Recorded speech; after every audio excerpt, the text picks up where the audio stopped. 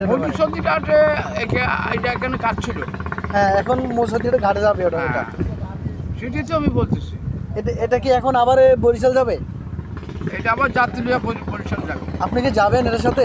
আমি একটু বরিশাল যাবো, এখানে আমার ম্যাম সাহেব আছে, সেগুলো কথাবার্তা বলতে। আপনার কি মন চায় সেই পারে আমার যাওয়ার সেখানে জন্য? যাওয়ার আমার মনে প্রাণের চায়। সকালে ভাত খাইছেন? না, সকালে কিছু খাওয়া দাওয়া করি না, কিন্তু রুটি মুটি খাইছি। আরে এ পান সিগারেট কি সবসময় খান? সবসময় এটা খাই, এটা যে একটা মানে নেশা। এটা কি এখন বাদ দেওয়া যায় না?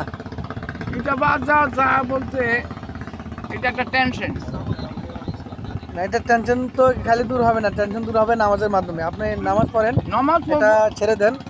বুঝলাম, বিড়ি খাওয়াটা এটা হলো, এটা গুণ না না, এটা হলো মাকলু। হ্যাঁ, হ্যাঁ, বিড়িটা বিড়িটা খাওয়াটা মাত্র, কিন্তু হ্যাঁ, করে এটা খাওয়া নিষেধ। আগুন দিয়ে যে ধরে দেয় টান এটা তো হারাম। এটা তো একটা ধুমা। হ্যাঁ, সেটা হলো শরীরের জয়েন্টে এটা এই ঢোকে।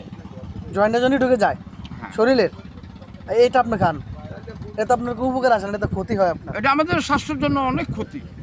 তাহলে আপনি সিগারেট খাওয়াটা অনেক ক্ষতি। তাহলে আপনি নিয়ত করেন যে ইনশাল্লাহ আমি এটা ছেড়ে দেবো, এটা খাবো না। হ্যাঁ, আমি ইনশাল্লাহ নিয়ত করতেছি আমি এটা খাবো না, আমি পান খাবো।